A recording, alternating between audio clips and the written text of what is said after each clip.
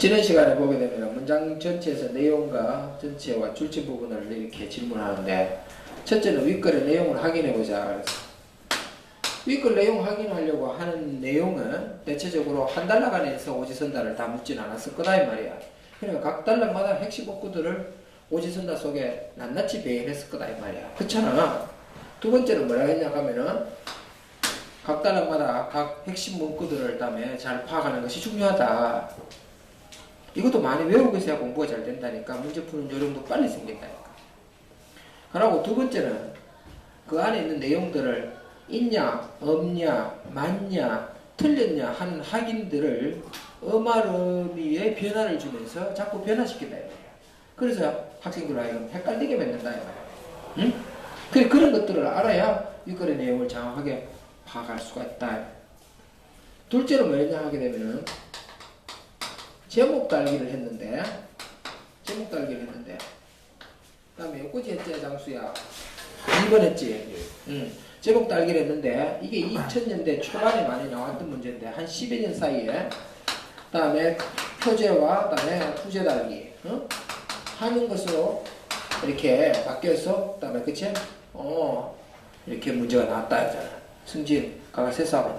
딱 보게 되면 표제, 그 다음에 부제. 표제는 전체 큰 타이틀을 어떻게 달 것이냐, 내지는 부제는 그 타이틀 다음에 달았는 것에 대해서 구체적으로 어떤 개요 같은 것들을 제시하면서 부제 달기를 한다. 그래 이야기를 했잖아. 응? 야 승진, 세수하고 와. 너를 벌 주는 게 아니야. 잠 깨우라는 거지. 갔다 와. 세수하고 와. 맑은 물에 세수 좀 하면 정신이 들거든. 치열한 시간 요까지 따겠다니까. 그치? 그 다음에 세 번째를 보게 되면 뭐하냐 하게 되면 이 통말의체 글을 다 읽었단 말이야. 이 통말의체 주어진 글들을 다 읽었어요. 다 읽어가지고 제목도 달아봐라 했단 말이야. 이렇게 했잖아. 통말의체 다 읽었다니까. 싹 다 읽었어. 그치? 다 읽었을 거.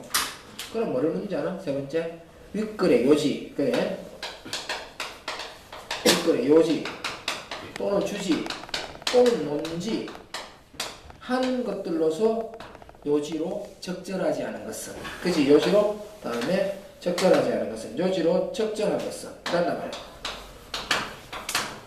그래서 지금 보는 것은 뭐냐, 다음에 요지 찾기, 주지 찾기 또는 논지 찾기란다 이 말이야. 문장 전체를 다 읽어봤으니까 지금 무엇을 말하고자 하는 것인가를 아는 것이 중요하다 이 말이야. 무엇을 말하고자 한다고 지금 다 읽어봤으니까 예를 한번 들어보자. 새에 관한 이야기를 같이 보자. 새에 관한 어떤 한 토막의 이야기가 써졌다 라고 했을 때 첫째는 새 종류들도 많이 했을 거야. 새 종류. 그치? 새 종류들을 많이 이야기할 거야. 이거는 전부 다 뭐가 되지 않아? 그러면 이거 제재가 된다고. 제재. 소재지. 소재가 된단 말이야. 소재. 그다음에 그지? 소재라는 소재가 될 것이란 말이야. 응? 다음에 보게 되면 생태 또는 상 하는 것이란 말이야. 이런 것들은 그 안에 뭐가 되냐 하면 화제가 될 거야. 화제. 어떤 이야기를 많이 하더란 말이야. 새의 생태 같은 상 같은 걸 이야기한단 말이야. 새 종류를 다가 소재를 삼아서 하는 것이다. 그러고 난다 뭐냐 하면은 또는 새와 인간의 관계 하는 것들로 제시해보자. 그치? 하는 것이라. 하는 것들은 아마 오늘 이 다음에 작가가 말하고자 하는 의도가 이 안에 들어앉아 있을 거라. 그치? 의도. 그치? 이런 것들이 아마 제시될 것이다. 그러고 주제는 딸이 나오잖아. 주제. 뭐라고? 주제라고 하는 것은 이렇게 해야 된다니까. 인간과 더불어서 공존하며 사는 것이 중요하다라는 이야기를 하면서 주제를 사는가 뭐라고? 그것이 어떤 사상적 측면을 제시하고 있어요. 이 사상적 측면이라고 하는 것이 꼭 뭐를 나타내냐 하면 주제가 된다니까. 논지가 된다니까. 다음에 어떠다 그치? 예를 들어서 불교의 다음에 어떠다 세상이라든가 함께 더불어서 살아가는 방식이라든가 굉장히 많은 새의 인간과의 관계나 생태니 종류니 하는 이야기들을 이렇게 많이 하고 있었지만 끝내는 주제와 논지 찾는 것을 적절한 걸 찾아보게 되면 이렇게 제일 마지막에 이 글 속에서 어떤 사상적 측면을 내포하고 있는 것인가를 말하는 것이라고 얘기했죠. 찾기가 쉽지 않잖아요. 이게 그래 읽어보게 되면 꼭 하는 세계관의 종류들을 나열하는 것이다. 그들이 어떻게 사는 것인가를 말하는 것이다. 다음에 인간들과 어떻게 더불어 사는 것인가. 중학교 1학년 때 답해야 되는데도 시험 치면 바로 틀린다니까. 고3인데도 틀린다니까.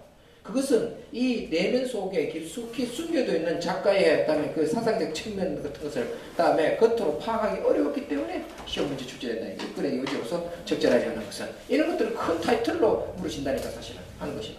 바로 불교의 사상 같은 것들이라든가 또는 그러면 박의 사상이라든가 그치? 자연과 더불어 사는 같은 게 나오잖아요. 이렇게 박의 사상이라든가 하는 것이다. 박의 사상 넓게 자연들과 더불어서 사는 것을 박의 사상이라고 볼 수 있단 말이야. 이런 것들 속에 뭐가 생긴다고? 그래서 주제 같은 게 생긴단 말이야.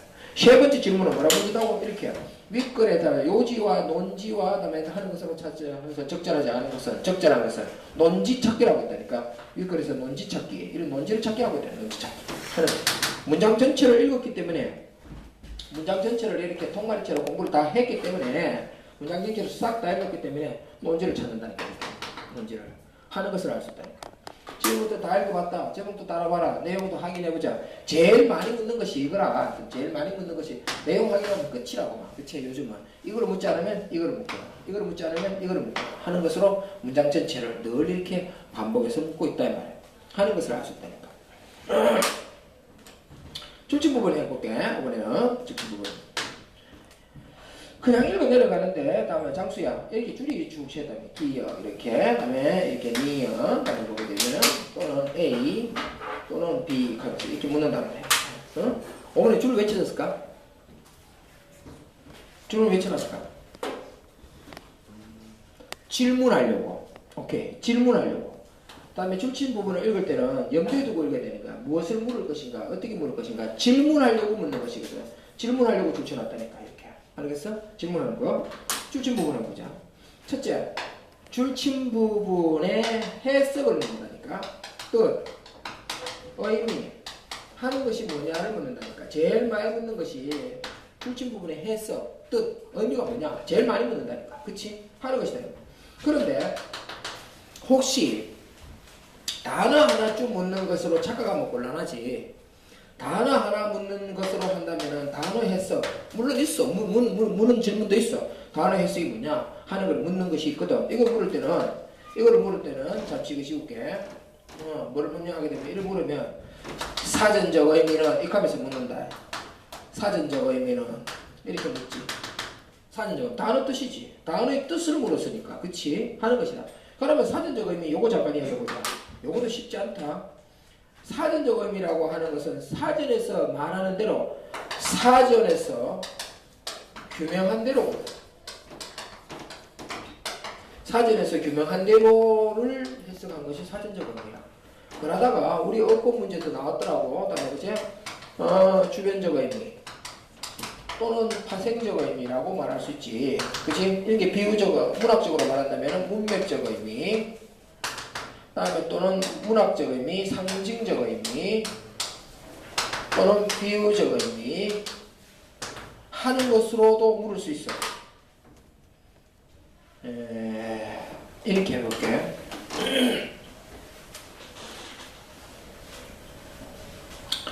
그 문학 작품에서는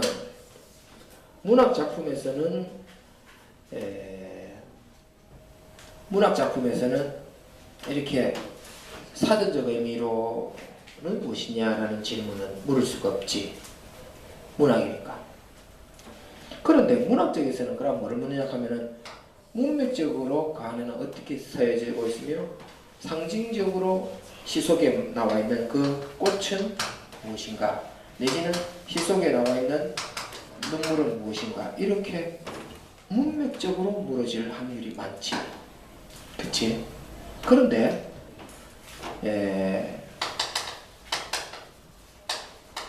설명문인데 사전적 의미는 이렇게 묻거든. 설명문인데 사전적 의미는 이렇게 묻거든. 잘 들어야 된다. 이거 중요하거든. 와, 잘 들리거든 이게. 이게 단순해 보이는 문제잖아.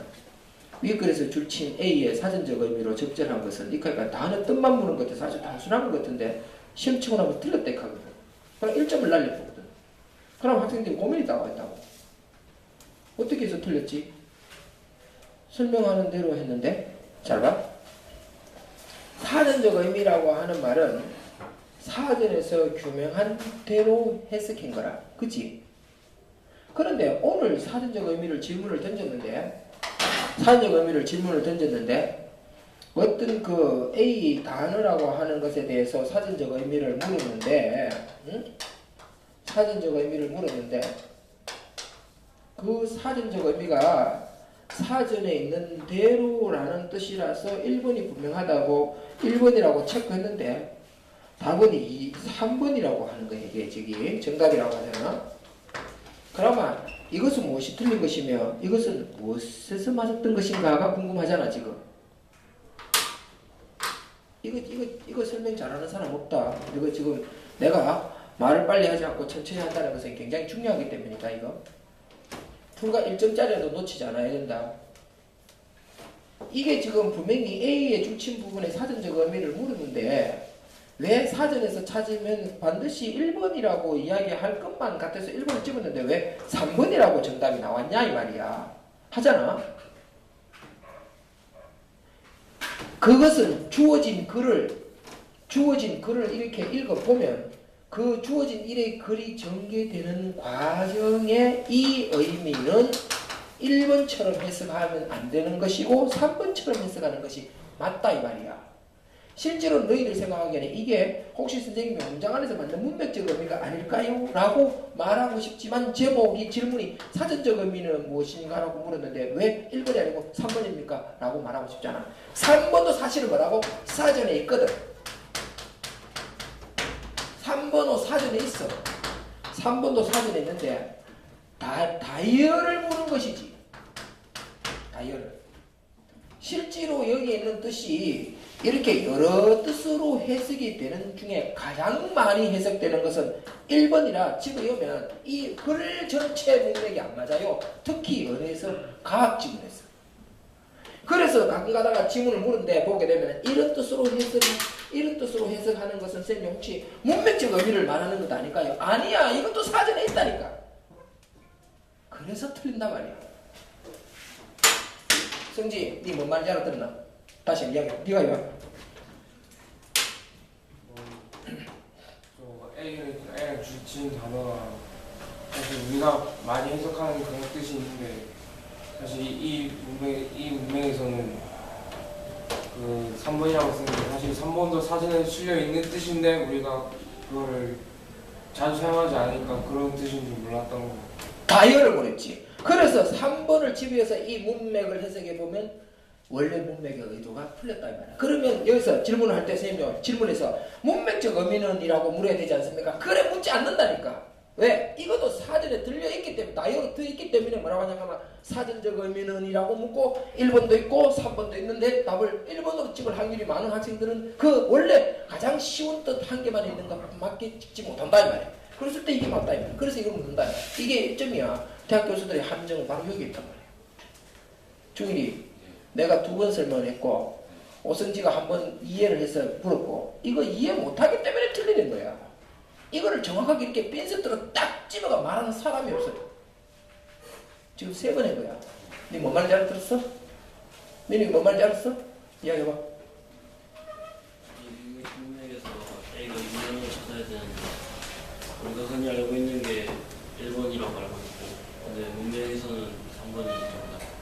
그러면 왜 문맥적 의미이라고 묻지 않고 사전적 의미이라고 물었어? 사전에서 가서 그렇지. 3번도 사전에 등록돼 있다고 가보면. 그래서 나오는 거야 이게.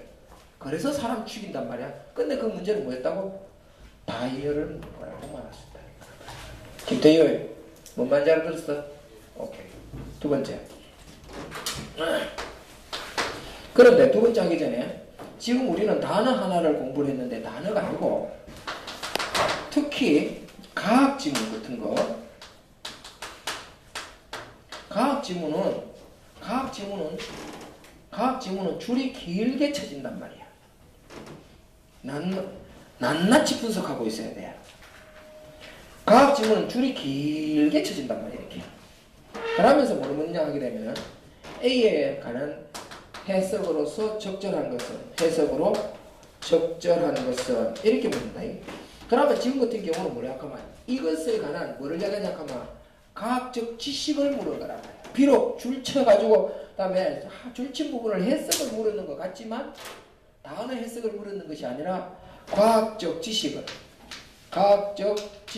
또는 개념을 정확하게 이해하는가를 확인한다니까. 이해하고 있는가 하는 것을 묻는다니까. 이렇게 하는 것을 묻는다.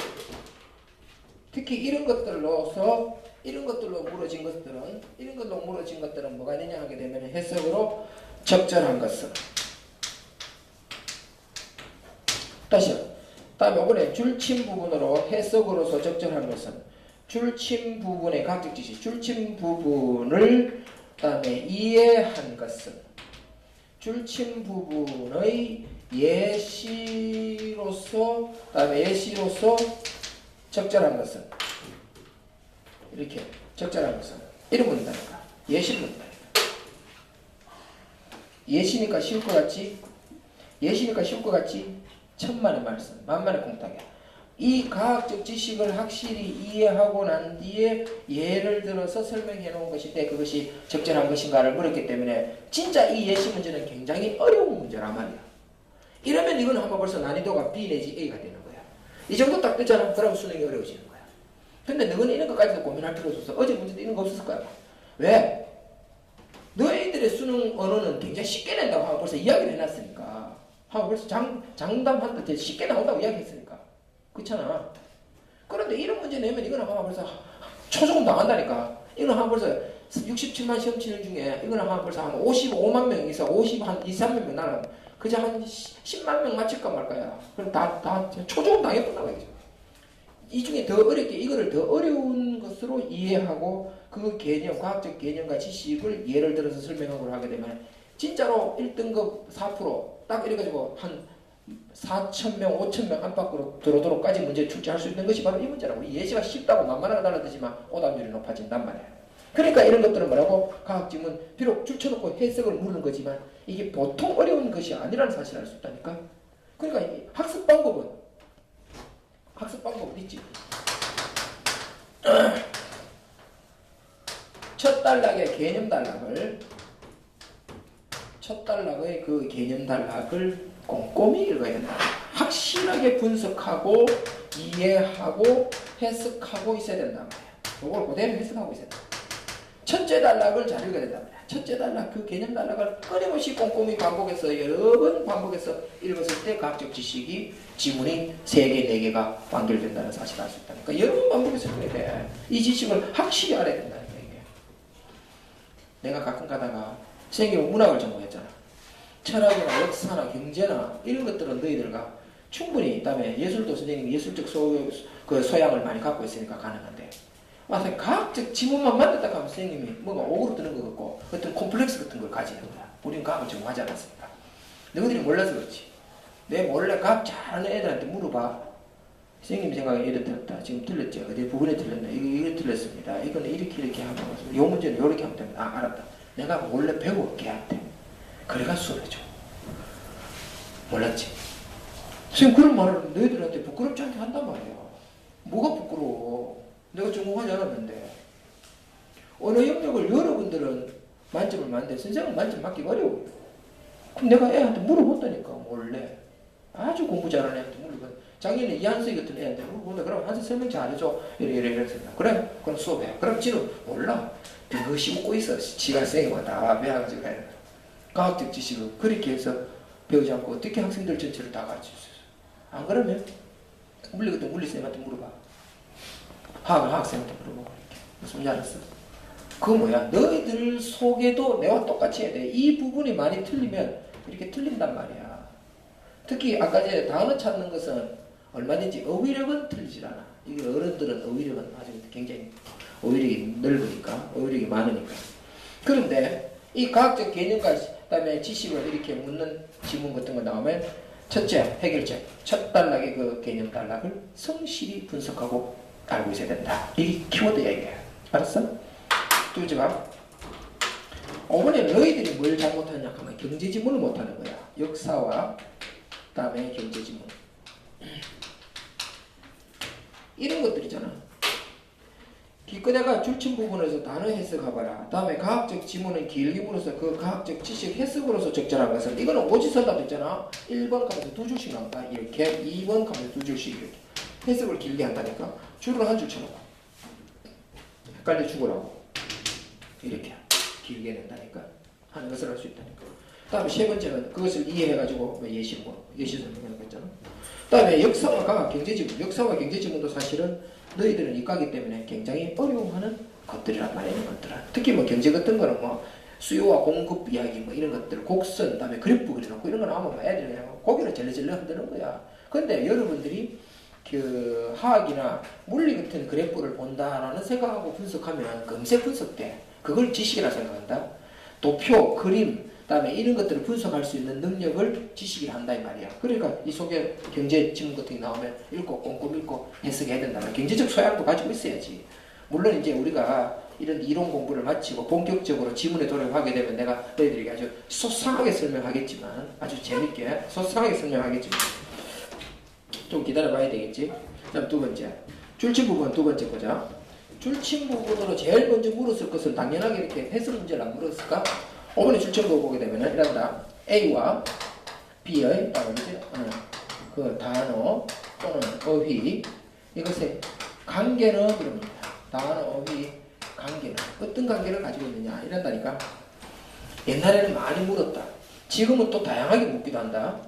어떻게 되냐? 요거는 소재일 수도 있고 요거는 주제일 수도 있습니다. 라고 물을 수도 있는 관계. 그럼 요거 가지고 서무리한 걸 찾아라는 것이겠지. 그렇지?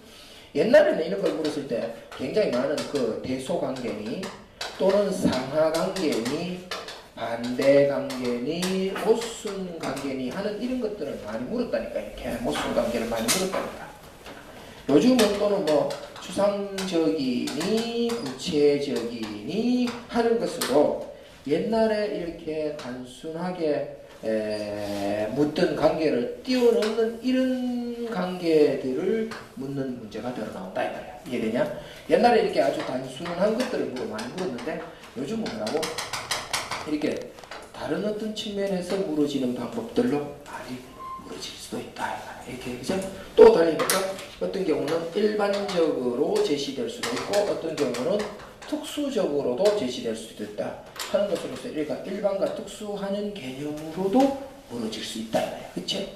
하는 것이 어떤 경우는 또 전문이 있을 것이고 그 다음에 취미가 있을 것이란 말이야. 비전문이겠지. 이거는 비전문이겠지. 전문으로 하는 것도 있지만 전문이 아닌 그저 취미로 하는 경우도 있을 거다 이 말이야. 그렇잖아. 하는 것을 이야기하지. 이번에는 다른 관계를 조금 넓게 보자. 그 다음에 이렇게 때때로 우리는 강의적이다. 좀 넓게 해석한다면 라고 해석하기도 하고 그 다음에 협의적이다 라는 것으로 좀 더 좁게 해석할 수도 있다 이 말이야. 하는 것으로 해석 문제를 바라보는 것들도 있단 말이야. 강의적으로 협의적으로 주기적으로 반복되는 것이냐 하면서 주기적이냐 또는 주기적이지 않고 이렇게 주기적 반대말 뭘까? 주기적 반대말 뭘까?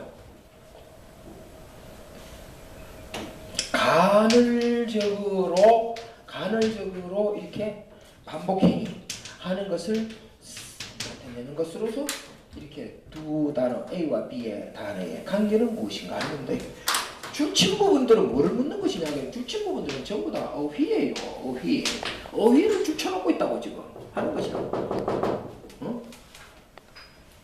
정호 지금 줄침 부분들은 전부 다 어휘에 관계되는 것이라서 해석을 물어. 두 번째 과학 지문 것인가 그다음에 역사 경제 지문 같은 거를 줄침 부분 해석하라는 걸 묻는 거야. 그다음에 예시를 물었지. 그러고 나서 뭐라고 이렇게 단어의 관계를 묻지. 그치? 하는 것이야. 그러면 지금 우리가 비문학에 있어서 문제의 다양성 때문에 이야기하지만은 문제가 다양성 때문에 많이 변할 수는 있지만 가장 기본적인 삼재는 지금 나왔어. 기본적인 삼재는 뭐냐? 비문학하면 기본적으로 딱 묻는 거는 세 가지. 첫째, 윗글의 내용 확인 하는 것을 묻는 거야. 정보 확인 이렇게 말할 수 있지. 정보 확인 하는 것을 묻지. 제일 먼저 묻는 것이 정보 확인 내용 하는 것을 제일 많이 물어요. 둘째 묻는 것은 뭐잖아? 요지 묻지. 요지 이렇게 묻지. 요지 이렇게. 다음에 그치? 하는 것을 묻지.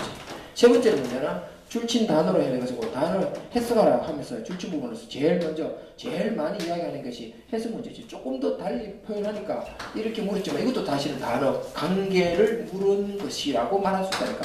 이것도 단어 관계를 물은 것이라고 말할 수 있다니까. 그 중에서도 제일 중요하게 여겨진 것이 또 뭐냐 하면 예시 문다. 예시 이렇게. 예시. 예시라고 하는 것은 뭘 이야기하냐 것이면 응용할 줄 아느냐를 묻기 때문에 응용할 줄 아느냐를 묻기 때문에 과학 부문 같은 데는 다시 예시를 묻는다고 얘기죠. 얘가 응용할 줄 아냐 얘기죠. 아주 단순한 과학적 지식을 여러분에게 묻지 않습니다. 왜?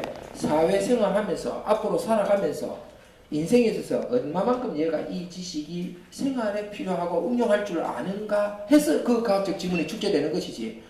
아무 따라 막 이거 어려울 거야. 막 출제해보자. 그래 출제하는 것이 아니란 말이야. 이게. 그럴 것 같으면 공부할 의도가 없잖아. 우리 인간이 공부하는 이유가 없는데. 호이지가 같은 사람은 호모 루덴스라고 했어. 인간은 유의적 동물이라고 그랬거든. 태어나면서 공부하는 게 목적이 아니야. 근데 공부하는 이유는 뭐냐? 즐겁게 살아가기 위한 것으로서 공부가라는 게 방편이 돼야지. 한평생 공부라고 하는 게 목적이 아니란 말이야 인간이. 그러니까 대학 교수들은요. 좀스럽지 않습니다. 여러분이 몰라서 그렇지. 질문 요거 내면 모를 거야. 이런 식으로 아무 따라 막 골려야지. 이래 하지 않아. 그런 식으로 이 질문 내야지. 이래 하지 않는단 말이야. 얘네들이 이걸 알아야 되는 이유. 이건 이렇게 물어야 되는 이유. 이런 것들이 다 적당한 이유가 다 합리적으로 다 갖춰져 있단 말이지. 그 속에. 그러니까 이렇게 묻는 거야. 그래서 이런 문제를 묻는 거야. 제일 먼저 이렇게 확인하기. 둘째, 단어 확인하기. 예를 들어서 응용시켜보기. 그러고 나서 뭐라고? 단어들은 전부 다 제대로 잘 파악하고 있는지 확인해보기. 그러고 다음 문제죠. 주신부. 세 번째. 가장 중요한 것은 다 나왔어 지금. 가장 중요한 건 다 나왔는데 세 번째 5번의 줄친 부분 이거 다음에 그 제 줄친 부분 세 번째는 이쪽으로 보자. 이렇게 문학에서는 구석구석이 다 잘 뭘 묻느냐 하게 되면은 시, 시조 고르기를 물었지. 5번에는 시, 시조 고르기를 보지 않고 속담, 격언 다음에 간용, 어구 또는 고사성어 찾기를 묻지. 줄친 부분과의 관계되는 속담으로 적절한 것은 줄친 부분과 관계되는 것으로서의 격언은 줄친 부분을 나타내는 것으로서의 흔히 쓰는 간용, 어구는 줄친 부분에 관련된 것으로서의 고사성어는 이렇게 찾아지는 거야. 둘과 전부 다 어휘에 관계되는 것이라서 전부 다가 비록 1점짜리에 지나지 않지만 다음에 줄친 부분을 묻는 것으로서 이런 것들을 묻는단 말이야. 속담, 격언. 이런 것들은 옛날에는 상식에서 묻지도 않았다. 왜 그랬냐 하게 되면요. 다 상식을 갖추고 있는 학생들이었거든. 우리 시대는. 근데 요즘 애들은 상식도 없는 거야. 그러니까 상식조차도 학습해야 되고 물어보는 거야. 그래서 지금 뭐라고? 속담도 공부해야 돼. 기업부터 기업 사이에 속담도 공부해야 돼. 또는 어떻다 고사성어도 공부해야 돼. 그치? 하는 것을 묻는단 말이야. 그래서 줄친 부분으로서 지금 여기 3번 줄친 부분으로서 이 단어와 관련 있는 고사성어를 하는 것을 기본을 묻는 거야. 그럼 뭐라고? 생활과 직결되기 때문이지. 생활과 직결되기 때문에 그렇게 질문을 던지는 거야. 그치? 생활과 무관할 것 때문에 질문 던지지 않는다니까? 그럼 이런 것도 어떻게 해야 되는 것이냐? 공부 많이 해야 돼. 고사성어 공부를 해야 된다니까. 학습을 해야 된다니까. 기본 학습이 돼 있어야 된다니까. 기본 학습하게 해야 된다. 기본 학습. 속담도 기본 학습도 해야 되는 거예요, 지금. 속담도 기본 학습 해야 된다니까? 하는 것을 말한다니까. 그 다음에 격언도 알아야 될 것이고. 속담 같은 거나 격언 같은 것들은, 속담과 격언 같은 것들은 사실은 뭐냐면 의사소통 수단으로 사용되는 거야, 이거. 의사소통 수단으로. 의사소통 수단으로 사용된다니까? 속담과 격언이라고 하는 것은. 속담이라고 하는 것은 사람과 사람 입에서 막, 그 다음에 전해진 거야. 그러니까 작가가 없다니까. 작가가 없어. 근데 격언이라고 하는 것은 작가가 있다니까. 이게 차이점이야. 둘 다 교훈성을 갖고 있어요. 둘 다, 그치? 교훈성을 다 갖고 있다니까. 교훈성을 갖고 있는데 얘는 작가가 없는 것이고 얘는 작가가 있는 거야. 얘는 만들어진 말이고 얘는 참 전해진 말이라고 말할 수 있는 것이지. 전해진 말이고 얘는 다르다. 초점 뭐야? 의사소통 수단으로 사용되는 것이야. 하는 것이 바로 속담, 격언. 관용 문구는 그다음에 늘 습관적으로 쓰는 것이지. 우리나라만은 신체 부위나 신체를 학대하면서 쓰는 말들이 많아요. 이거는 관용 문구는 뭐 쓰지. 늘 습관적으로 쓰는 용어들이라는 거야. 이것도 의사소통 수단으로 쓰게 하는 거야. 그래서 의사소통 수단이라는 거야. 하는 데 초점이 있는 것이라고 말할 수 있지. 그러면 우리는 대충 줄치진 부분에 대해서 공부하는 부분을 다 물었다. 첫째, 해석하기. 줄친 부분에 해석하는 것으로 과학 지문 묻기. 세 번째는 그 단어들의 관계를 파악해보기. 다음에 나타나는 것으로 그 줄친 부분과 관련된 것으로 속담과 격언과 관용어구와 고사성어 찾기. 비문학 안에서 대학 교수들은 한 번도 문학 작품을 물은 적 없습니다. 비문학 출전하고 똑같은 유사무리한 시조는 유사무리한 시 찾아라 이런 말 한 적이 없어요. 문학 안에서 그 문학적 소양을 테스트 다 해왔기 때문에 비문학에서는 절대로 문학을 묻지 않습니다. 입에서 혹시 선생님 중에 비문학 안에서 문학 시조골래를 하면요, 그건 출제 잘못된 것이라고. 지금까지 94년 1차부터 지금까지 한 번도 비문학에서 문학을 물은 적이 없어. 그럼 내가 지금 여기서 빼놓은 것이 뭐냐? 시조골라라는 것을 내가 뺐잖아 봐. 시조고르기 하지 않아요.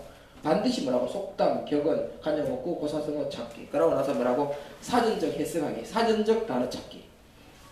해석하기. 그러고 나서 줄친 부분 해석하기. 단어 2개 줄쳐놓고 A, B의 관계 설정하기. 하는 것을 물었다니까. 그러고 나서 뭐라고? 줄친 부분을 예시주 가지고 응용시키기. 그러면 줄친 부분 공부 끝났다니까. 단어 공부 그렇게 해야 돼. 그러면 있잖아. 사전이 머리맡에 있어야 된다니까. 무슨 말 알았습니까? 지금 우리는 주소지를 잘 봐야 돼. 어느 주소지를 가고 있다고? 지금 우리는 주어진 문장을 읽었을 때 내용과 형식 공부하는 중에서 내용을 공부하고 있었고, 내용 중에서 글 전체와 줄친 부분을 공부했다고. 이제 주소지가 어디로 갔다고? 여기로 옮겨진다고. 잘 봐. 주소지를 잘 봐야 돼. 알았어? 그 다음에 주소, 그 다음에 그래 형식.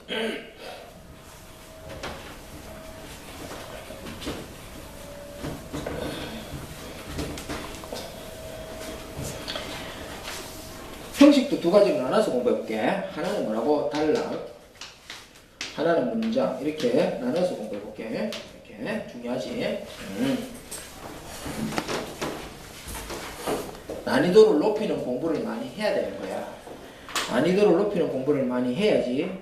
그 다음에 뭐라고? 그 다음에 모의고사나 수능시험을 쉽게 치는 거야. 쉽게. 단락 문제 첫 번째. 각 단락 요약 정리하기 하는 것이다. 각 단락 요약 정리하기. 내 지난번에 단락 공부를 한번 했을 텐데, 단락 공부 한번 했지.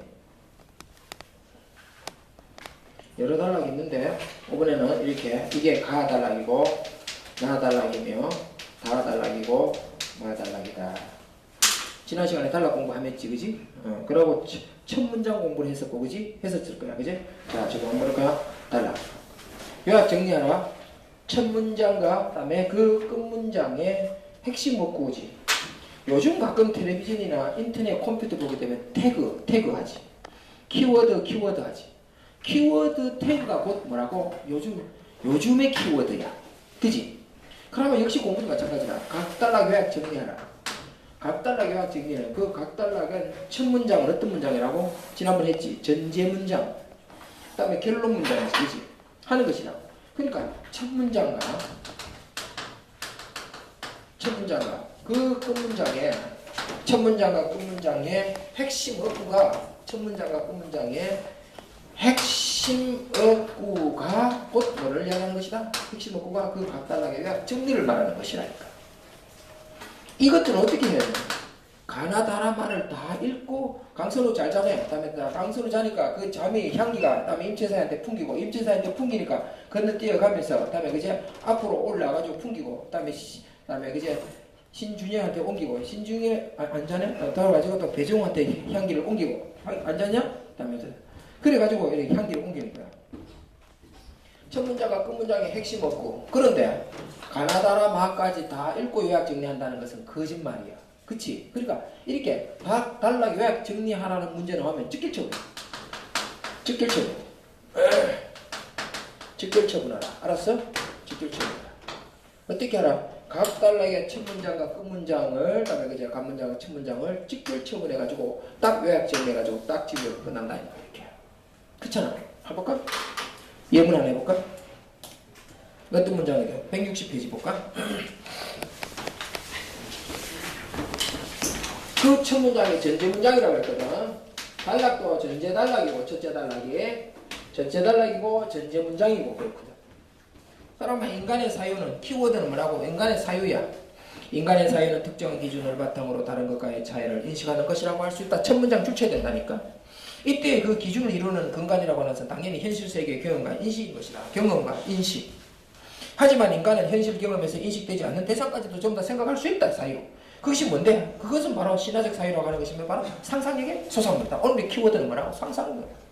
상상력이라는 거야. 그러니까 제일 마지막 문장은 뭐라고? 첫 문장과 끝 문장의 그 핵심 문구가 바로 뭐라고? 요약 정리하는 거란 말이야. 그러면 직결처분하라면서 한 달러 끝나고 한 달러 바로 정리해야 돼. 나 읽고 나 정리하고 다 읽고 나 정리. 다 읽고 난 뒤에 가나다라만 찾는다는 건 그건 거짓말이야. 그지? 그러면 1번 161페이지 1번 상상력의 산물로서의 신화적 사유 당근 1번 당근 상상력을 이야기하는 거다. 제일 마지막 끝 문장의 핵심 문구가 오늘은 상상력이 그게 신화적 사유예요. 하는 것이란 말이야. 이 원은 인문 문장이다 이거. 뭐라고? 인간이 사유한다는 것은 뭐냐? 생각한다는 것은 무엇이냐? 이런 것까지도 글로 쓸 수 있어. 철학적이지. 이 철학적인 문장. 인간이 생각한다는 게 뭐냐? 사유한다는 개념이 뭐냐? 사유한다는 것이란 곧 보는 경험하는 것이고 그다음에 지식을 얻는 것이다. 그럼 보지 않은 것은 생각하지 못한단 말인가? 아니야. 생각할 수 있다. 그건 뭘 한다고? 신화적 사유잖아. 우리는 신화적 사유, 신화시대에 살지 않고 있다. 현대시대에 산다. 그러면 5천년 전에 신화시대를 어떻게 할 것이냐? 그러니까 그것을 뭘 한다고? 머릿속에 상상력의 산물로 하는 것이다. 상상력의 산물로서의 신화적 사유란 무엇인가? 첫째 단어 요약 정리하라. 첫 문장과 끝 문장의 핵심 문구가 곧 뭐라고? 각단하게 요약 정리가 된다. 읽으면 직결 처분하란 말이야. 김민주, 니 뭔 말인지 알아 임마? 장소에 뭔 말인지 알겠어?